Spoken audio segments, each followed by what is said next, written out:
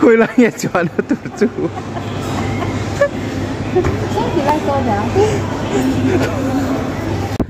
Ồ tu na hian in kanu phone ka lei sak do na hai dora roi me ka ni lut ya mang mo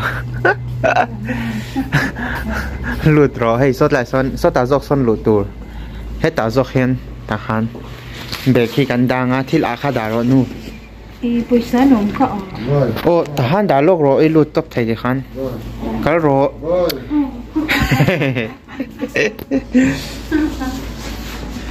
để khăn lên lên tụi nạ cal zero Amazon ăn cal tóc rồi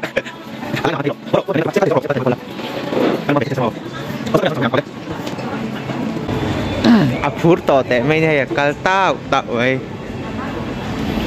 phone thara ai anh lấy đó nữa nhỉ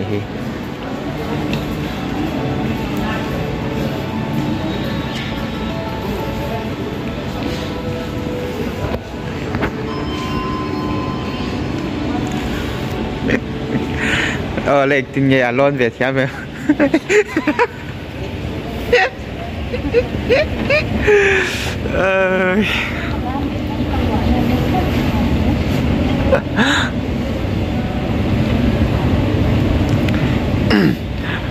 nuôi chụp đông han ruộng đều thâu tổ nè mà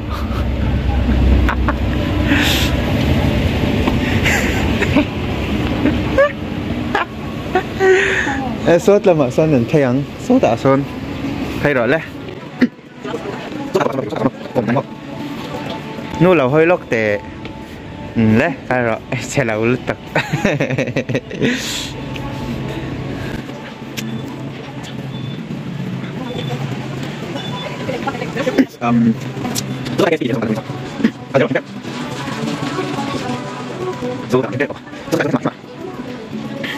sốt lại sốt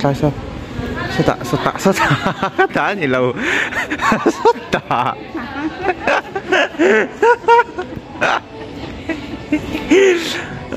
anh không lâu mình lấy cái SP hi ngô rồi anh không lụt tóc rồi đấy han năm chọn lâu lụt rồi năm lụt tóc rồi ken anh chắc sung thấy xem mà Hi Shalom. So tasan le. Actually, we want a new phone for my mother. Okay. So we. Film me. You can film her. Oh, okay, no problem. Which one you like?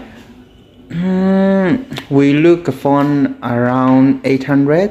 About 800. Okay. Under 800. Okay.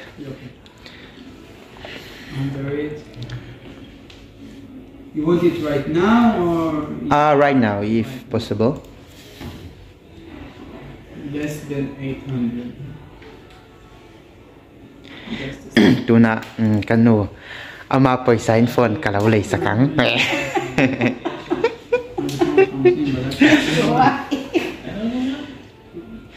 Alom lu tu ka hay nui chart sát ton yo. Akhi chart to mai. If you want, I have the M5. Xiaomi Oh, tu na hianin kan du an thlang fel to a. Hay ama paisa in kalai sak dan ni. What's the phone number? My phone? Okay, let me check. If you want to film, you can film here. Okay.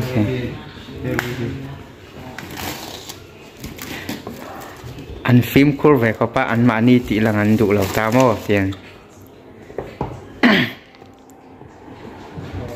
Unboxing the phone. Okay, the case.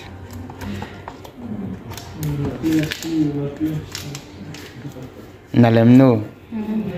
Lo mem.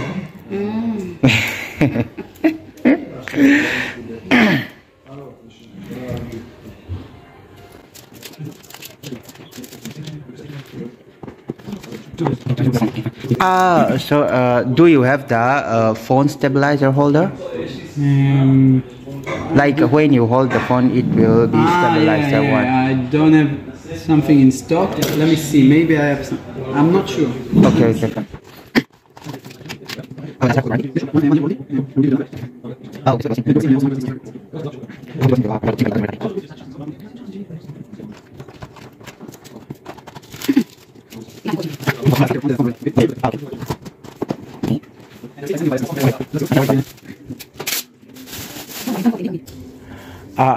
This is the phone number if there is any problem with the phone for 1 year. Okay? Okay.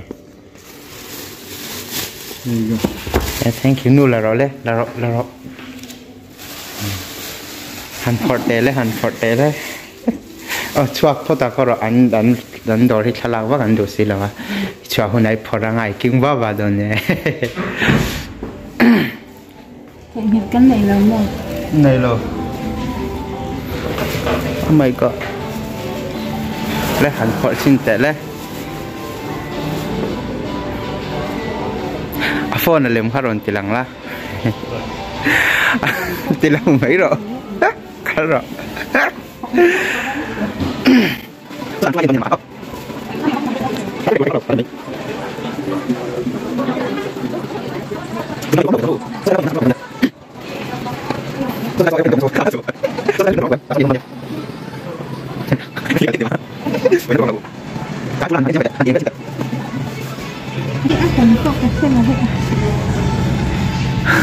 Mày nó không đó đấy.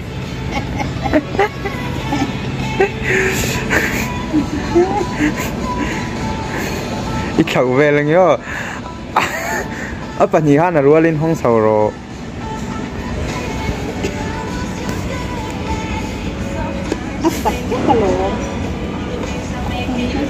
Lẽ, phone anh xin vào vết tọt mẹ em tập bên này khang hao khắp phật vết đủ số. Phone nó cháu khắp phật rồi cho charger về tên nhỉ ha.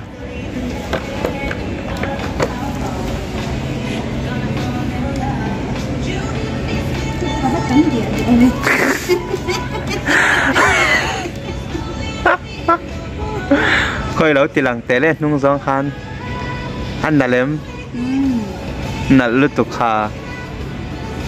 Hắn.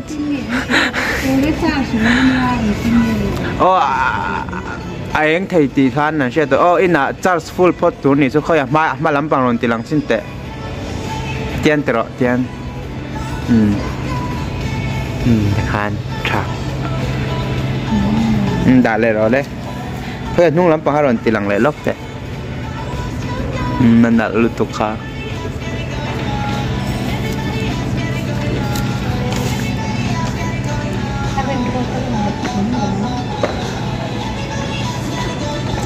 Cái này là mà cái này ta step cái thời gian chụp nó tụ rồi sốt là mà như là mồ.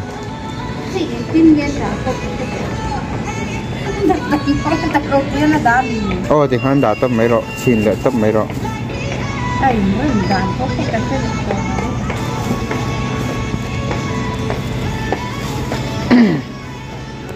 Cho anh thì hắn khung lá. Nala cũng thế là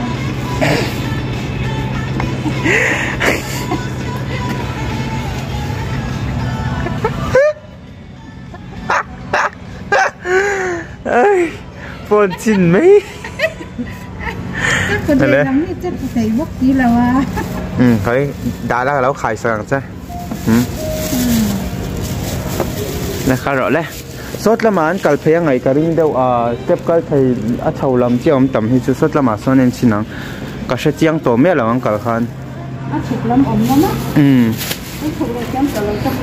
tăng rừng mấy cái đó chụp nó cho ông cái riêng cái phốt tệ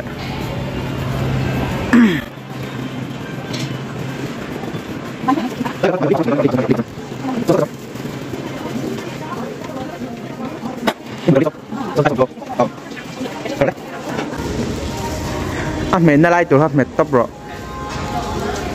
khơi mà do khá mẹ tóc rồi,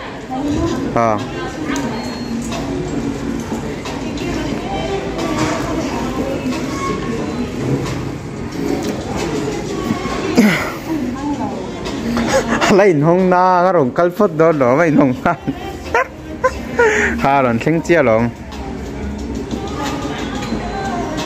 lụt rồi đấy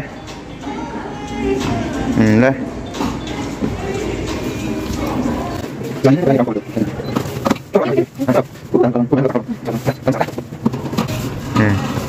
chuột nó chú coi làm nghe nhìn lệ ta đấy coi làm mà hố chuột nó làm tụi là rong đòn cả sát rồi ngang xíu đủ lâu nghe mà to cái hành rong về để sẽ chuột nó rồi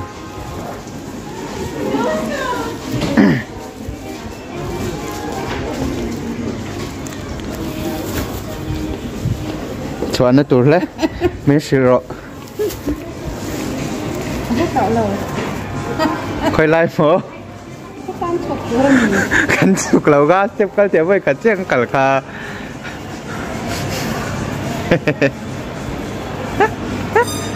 khơi lại phố chuột nó tụt xuống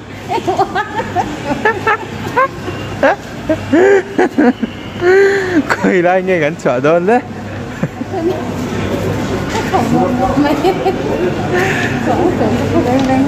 anh thì tôi lâu có tấm bằng lên lề rồi lên lề rồi cái lại chơi mấy ạ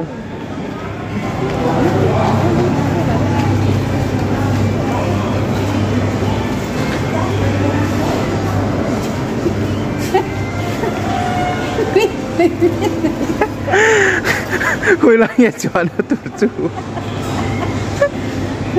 thì lại cô đã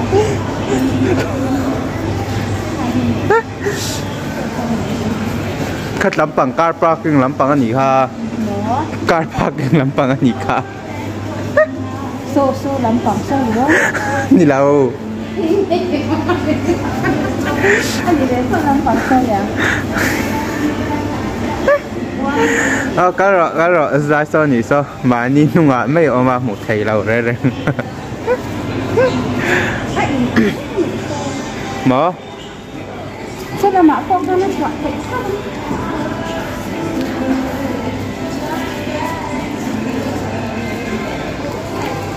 tôi nào cho là việc gì à son chọn tổ tổ anh là anh đi lụt thúc này